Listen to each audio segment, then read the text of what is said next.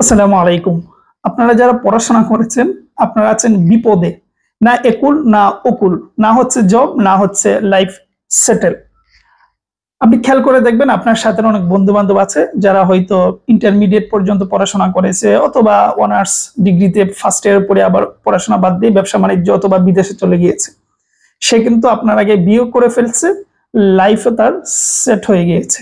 কিন্তু আপনি আছেন এই জবের চক্করে। তাই নয় কি? দেখবেন এরকম আপনি একটা মহা বিপদে আছেন। তো এই মহা বিপদে অবস্থায় আপনার হাতে কিছু করণীয় রয়েছে, দ্রুত সিদ্ধান্ত নিতে হবে। সেগুলো কি? দেখুন এই মুহূর্তে ৩টি অপশন যেটা বেছে নিতে পারেন। প্রথমত ওই যে ব্যবসা বাণিজ্য লেগে যেতে পারেন। ২ নম্বর হচ্ছে বিদেশে চলে যেতে পারেন। ৩ নম্বর হচ্ছে গভর্নমেন্ট জবের জন্য জীবন যৌবন সর্বোচ্চটুকু দিয়ে চেষ্টা করতে হবে, সবটুকু ঢেলে দিতে হবে। সবটুকু কেন বললাম? আমরা ম্যাক্সিমাম মানুষের কিন্তু সর্বোচ্চটা দেই না, কিছু দেই কিছু দেই না, যার কারণে কোনো গতি হয় না। সুতরাং সিদ্ধান্ত নিয়ে যদি গভর্নমেন্ট জব আপনার এইম হয়ে থাকে, পিঠ দেয়ালে ঠেকে গিয়েছে এইটা মনে করে সবটুকু দিয়ে চেষ্টা করতে হবে। না হয় অন্য দুটো অপশন দ্রুত বেছে নিতে হবে, কারণ সময় তো যাচ্ছে, আপনার লাইফ থেকে সময় যাচ্ছে, কিন্তু আপনি সিদ্ধান্তহীনতায় ভুগতেছেন। দেখুন সবাইকে জব করতে হবে এমন তো নয়। ব্যবসা বাণিজ্য তো আল্লাহর বরকত দিয়েছেন, আপনি চাইলে ওগুলাতেও যেতে পারেন। সবার আগে আপনাকে সিদ্ধান্ত নিতে হবে আপনার কোনটার যোগ্যতা আছে। প্রত্যেকটা মানুষ তার নিজ সম্পর্কে ধারণা আছে যে সে চাইলে কি করতে পারে। আপনি নিজেকে প্রশ্ন করুন আপনার ভিতরে কি শক্তি রয়েছে। শক্তি যদি থাকে গভর্নমেন্ট জবের, তাহলে সবটুকু দিয়ে আবার নেমে পড়ুন, না হয় দ্রুত সিদ্ধান্ত নেই। আচ্ছা, কেন বলছে এই কথা? দেখুন এই পরিবর্তিত যে বাংলাদেশ, এই প্রেক্ষাপটে কিছু চিত্র তৈরি হয়েছে। প্রথমত প্রতিযোগিতার বাজার আগেও ছিল, বর্তমানে আছে, সামনেও থাকবে। এই প্রতিযোগিতা নিয়ে আপনাকে ভয় পেলে চলবে না, কারণ আমি কালকেও বলছি প্রতিযোগিতার মানে মূলে রয়েছে পরিশ্রম। তো পরিশ্রম যদি করেন, পড়াশোনা যদি করেন, প্রার্থী 10 লাখ হোক আর 1 লাখ হোক, নো প্রবলেম। ঠিক আছে?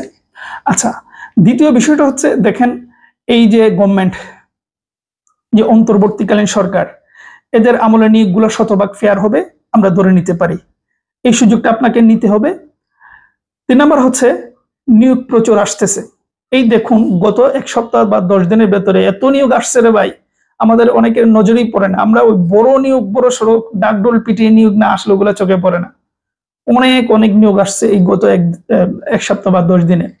সামনে আরো ইনশাল্লাহ বড় বড় নিয়োগ আসবে। যখন এই বয়সের একটা বিষয় রফা দফা হয়ে যাবে, দেখবেন প্রচুর নিয়োগ আসবে। অনেক মন্ত্রণালয় হয়তো বসে রয়েছে বয়সের বিষয়টার উপরে, কি করবে তারা, সেটার জন্য হয়তো ওয়েট করতেছে। সুতরাং সামনে অনেক নিয়োগ আসবে। তো সেই সুযোগগুলো আপনি নিবেন কিনা এটা আপনার চিন্তার বিষয়।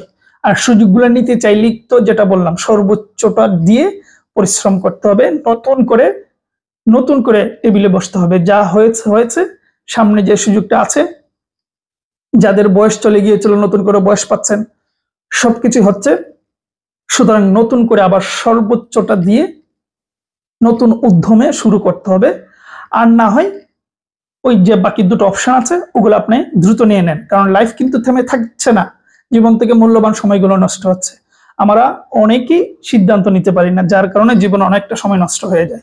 সুতরাং দ্রুত সিদ্ধান্ত নেবেন, এটাই আমার আজকের পরামর্শ বা শেয়ার করার জন্য বসলাম। তো চলে যাওয়ার আগে যেটা বলে যাচ্ছি সেটা হচ্ছে আজকে থেকে আমাদের এক্সাম ছিল 5টি এক্সাম।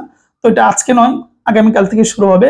কারণ হচ্ছে আমাদের যে সামনের যে অনলাইন ব্যাচটা, যেটা আমি নেব জুমের মধ্যে, লাইভের মধ্যে আমি ছাড়াও আছে, তো যারা সরাসরি আমার সাথে কথা বলতে পারবেন, তো এটা নিয়ে বলবেন ব্যস্ত, যার কারণে একদিন একটু পিছিয়ে দিতে হলো। তো কালকে থেকে পাবেন। তো এই ছিল বিষয়। ভালো থাকবেন, সুস্থ থাকবেন।